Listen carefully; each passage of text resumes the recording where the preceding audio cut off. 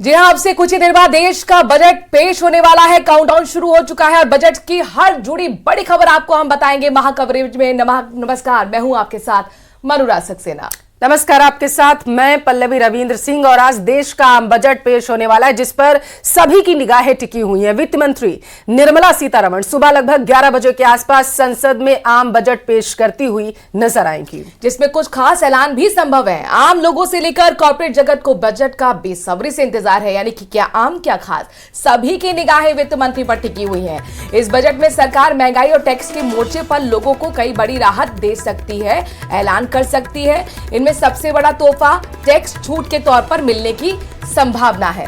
उम्मीद तो मनु लगभग सभी लगाए बैठे हुए। देश का हर नागरिक आज 11 बजे से टीवी पर बैठ जाएगा ये देखने के लिए कि भैया आखिर सस्ता और महंगा क्या होने वाला है। और हम आप जैसे भी टैक्स पेयर्स जो हैं, जो सर्विस क्लास है, वो भी निगाह लगा के बैठे हैं, क्योंकि बहुत दिनों से, बहुत सालों से यूं कहे कि टैक्स पेयर को कोई राहत नहीं मिली है। तो क्या इस बार टैक्स में कोई छूट का ऐलान संभव है? पेट्रोल डीजल में क्या एक्साइज ड्यूटी कम होगी? क्योंकि जाहिर तौर पर अगर ऐसा होता है तो महंगाई पर काफी हद तक कंट्रोल मिल पाएगा, यानी कि आपकी और हमारी जो जेब है उसको थोड़ी राहत मिलेगी। तो चाहे वो महिलाएं हो, गृहिणी हो, युवा हो, किसान हो, कॉर्पोरेट जगत के लोग हो, या फिर रियल एस्टेट के लोग हो, हेल्थ सेक्टर से जुड़े लोग हो, मैन्युफैक्चरिंग सेक्टर से जुड़े लोग हो, हर कोई ये उम्मीद कर रहा है कि वित्त मंत्री निर्मला सीतारमण उन्हें राहत देने वाली है। अब उनके पिटारे से क्या निकलेगा ये बहुत महत्वपूर्ण होगा। लगातार लाइव तस्वीरें भी आपको दिखा रहे हैं। वित्त मंत्री निर्मला सीतारमण की ये पहली तस्वीर आपको हम दिखा रहे हैं। वित्त मंत्रालय पहुंच चुकी है। बहुत महत्वपूर्ण ये तस्वीर है, क्योंकि वित्त मंत्रालय पहुंचने के बाद अब यहाँ पर जो एस है, यानी कि तमाम जो मंत्री हैं उनके साथ बातचीत होती है। उनकी टीम जो थी, जिनके साथ सुझाव लिए गए थे, उनसे बातचीत होगी और एक फोटो अपॉर्चुनिटी होगी। मनु, यहाँ पर महत्वपूर्ण ये हो जाता है कि लोगों की राय क्या है, कैसा माहौल है, ये देखने के लिए सीधा अपने संवाददाता का रुख करेंगे। हमारे साथ रोशन जुड़े हैं। सबसे पहले रोशन, आप ही के पास आते हुए सबसे पहले ये बताइए कहाँ मौजूद हैं आप, माहौल क्या देख पा रहे हैं? जी बिल्कुल, देखिए इस वक्त मैं मौजूद हूँ राजधानी जयपुर के अंदर। यहाँ पर हमारे साथ गृहिणियां भी यहाँ पर मौजूद हैं, कुछ यहाँ पर लोग मौजूद हैं, मिडिल क्लास से तमाम लोग जो मौजूद हैं। आप लोगों को किस तरीके की उम्मीद है केंद्र सरकार के इस बजट से? मिडिल क्लास को बहुत उम्मीदें हैं इस बजट से। तीसरा टेन्योर है मोदी सरकार का और मोदी सरकार की भगत है मिडिल क्लास।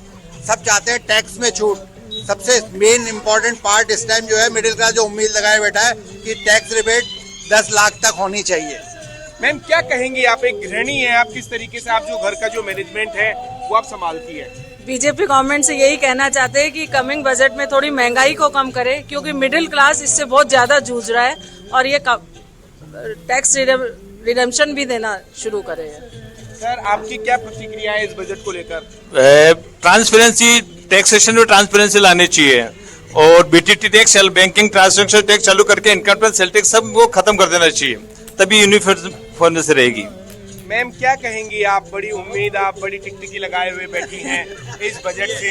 सेंट्रल गवर्नमेंट का जो बजट है, आप सीए भी हैं, चार्टेड अकाउंटेंट हैं, क्या कहेंगी, किस तरीके से आप देखते हैं? मेरा कहना यह है, सरकार को फ्री की रेवड़ियां बांटने के बजाय एजुकेशन और हेल्थ फ्री करनी चाहिए, जिससे सभी इंसानों को एजुकेशन मिले और मेडिकल का अच्छा उनको स्वास्थ्य का लाभ मिले। मेरा यही कहना है। मैम आप एक चार्टेड अकाउंटेंट हैं, तो किस तरीके की एक जो टैक्स पेयर है उन्हें दिक्कत आती है, क्या उम्मीद करती है?